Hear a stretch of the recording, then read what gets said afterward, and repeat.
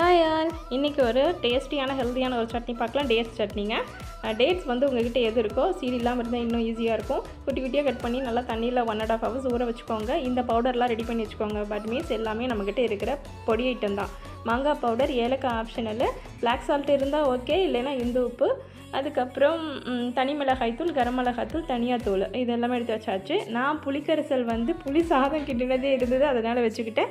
நீங்கள் தனியாக புளி ஊற வச்சு நல்லா பேஸ்ட் மாதிரி எடுத்து வச்சுக்கோங்க. இதெல்லாமே உங்களுடைய தேவைக்கு எப்படி அப்படி அளவாக பார்த்து ஃபஸ்ட் டைம் செய்யும்போது கொஞ்சம் கம்மியாகவே செய்யுங்க, தப்பில்லை. நான் இதுக்கு முன்னாடி ஒரு தடவை செஞ்சுருக்கேன், அது ரொம்ப கம்மியாக செஞ்சோம், டக்குன்னு முடிஞ்சிருச்சு. இந்த தடவை இன்னும் கொஞ்சம் சேர்த்து செஞ்சுருக்கேன், சின்ன பையன் கேட்டே இருந்தான் அப்படின்றதுனால. இது பேச்சுலர்ஸ்க்கெல்லாம் ரொம்ப யூஸ் ஆகும். இதே மாதிரி ஸ்டவ் ஆன் பண்ணி வச்சு நல்லா அந்த தண்ணி நல்லா சுண்டுற வரைக்கும் இந்த பொருளெல்லாம் போட்டு நல்லா வதக்குனிங்கன்னா அதுவே நல்லா பேஸ்டாட்ட வரும். ஆறுனதுக்கப்புறம் மிக்ஸி ஜாரில் ஊற்றி நல்லா அடித்து எடுத்து நீங்கள் வந்து உங்களுக்கு இன்னும் ஸ்மூத்தாக வேணும் அப்படின்னா நீங்கள் வடிகட்டலாம். வடிகட்டாமையும் நம்ம வந்து சாப்பிடலாம்.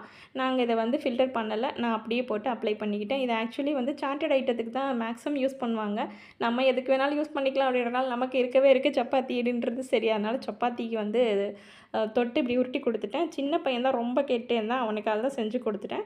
அவன் செஞ்சு ஃபஸ்ட்டு ஓடி வந்துட்டான். சப்பாத்திக்கே சாப்பிட்டுட்டு அவனும் சூப்பராக இருக்குன்னு சொன்னான். வீடியோ பிடிச்சா சப்ஸ்கிரைப் பண்ணி லைக் பண்ணிவிடுங்க. பாய்.